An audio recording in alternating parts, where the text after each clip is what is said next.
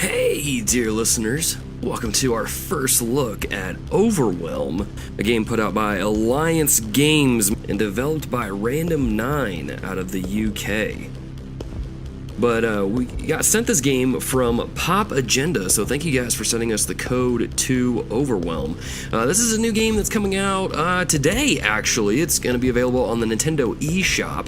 I think you could get this on Steam previously, but this is going to be a first for us Nintendo Switch players. And I'm just going to give you some gameplay here of this new game. Of course, the cool thing about this game is that it has local co-op. PTL, am I right?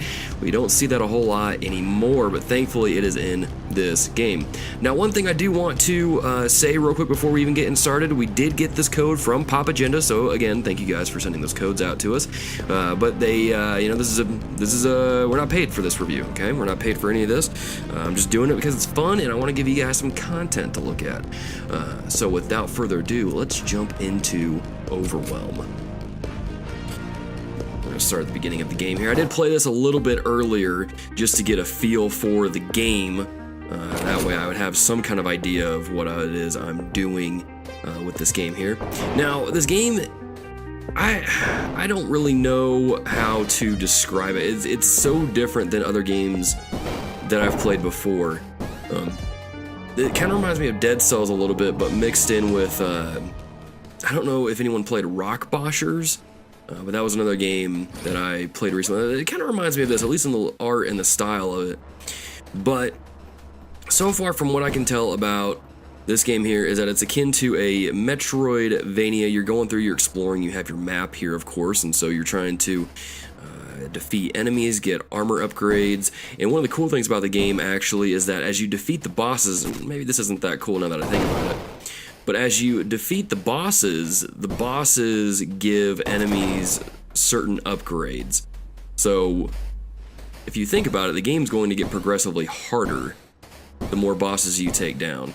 And so, I don't know, we'll kind of see how it is. I'm not nearly as good as I would like to be to take down a couple bosses. I did encounter a few before recording this footage here. And I have to say, this is a pretty neat little game. The little bit I've played, it is tough as nails, okay? As you guys saw there, you get hit once and you're down for the count, but you have 3 lives to make it through as far as you possibly can. So that's why it's kind of like a roguelike in that sense.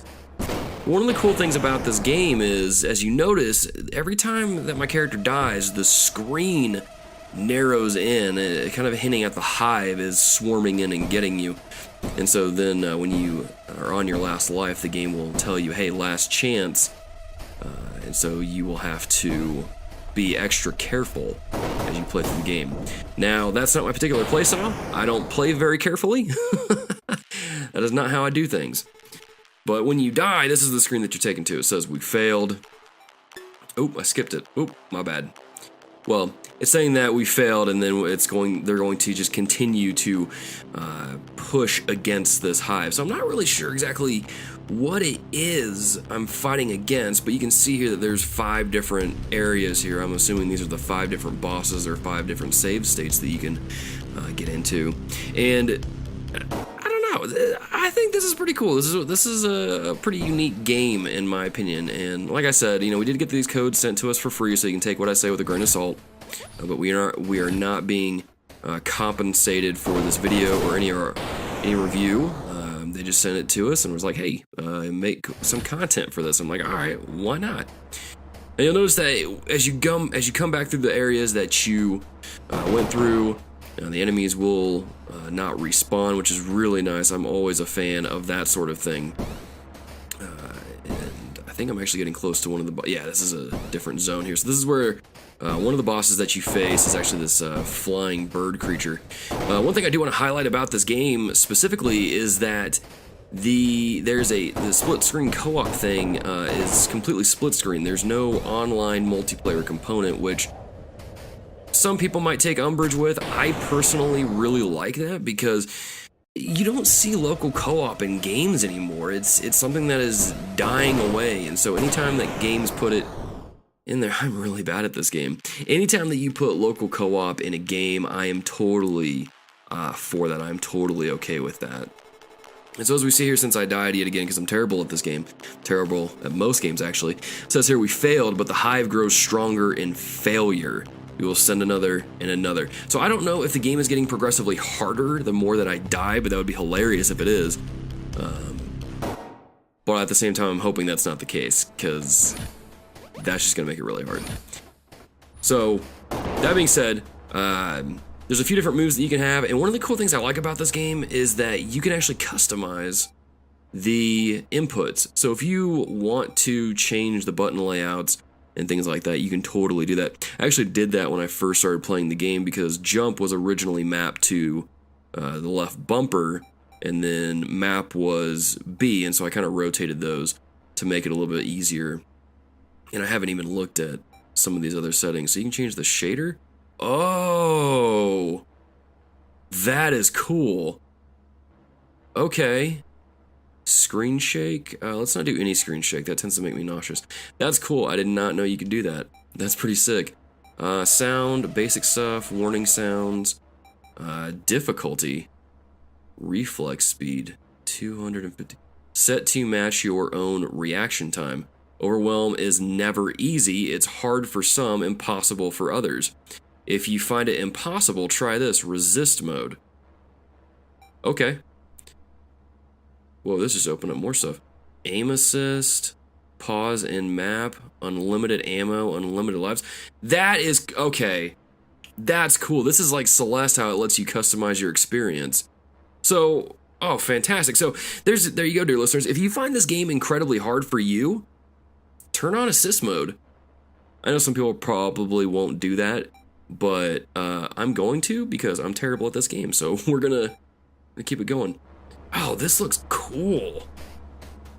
Oh man, okay, that's cool. I love it when games allow you to customize things like this. It's just another step that just allows for a wider range of accessibility. That's one of the reasons why Celeste is one of my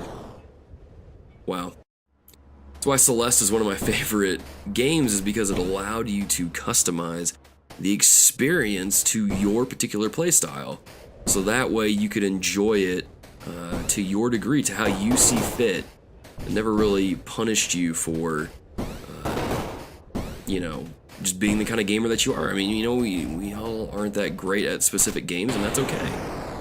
Kind of like me in this game. But yeah, this is... I'll get the hang of it eventually. I did turn on unlimited lives, so I can just kind of do what I want. But yeah, so this is Overwhelm. This game is out on Nintendo Switch today for $10. I'm going to leave a link to the eShop, so that way if you guys want to try it out for yourselves, you're more than welcome to. Honestly, the more that I play it, it kind of reminds me of Downwell a little bit, and I think that's just because of the way it looks. Downwell kind of looks similar to this, but I could be mistaken. It's been a while since I played Downwell. But one other thing I did forget to mention is that the way that you control your character is you use the left stick to move and you use the right stick to aim. So it's kind of like a twin stick shooter in that degree, but not kind of. It's not over. It's not like up, like above you.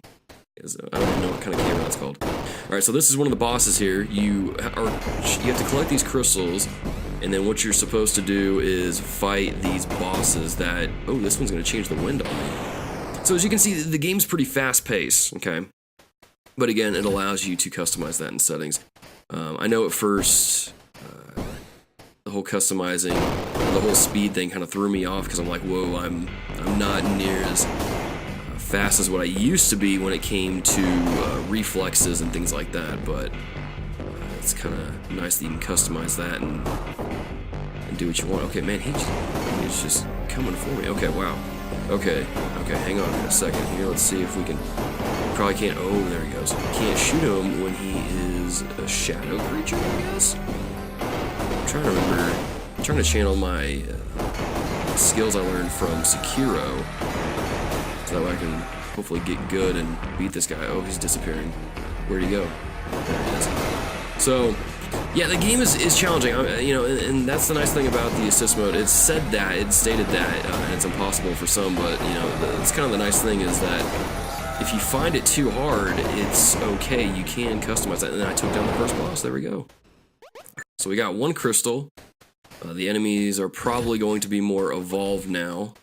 So it's letting me know, warning, there was... Oh, I missed the warning. Okay, yeah, those guys are moving way faster now. Yep, moving way faster. Do I lose the crystal, though? Oh, I do. I have to go back and get it. Wow, okay. Man, okay, so yeah, it looks like the game is going to get progressively harder with more bosses that you beat. Wow, okay.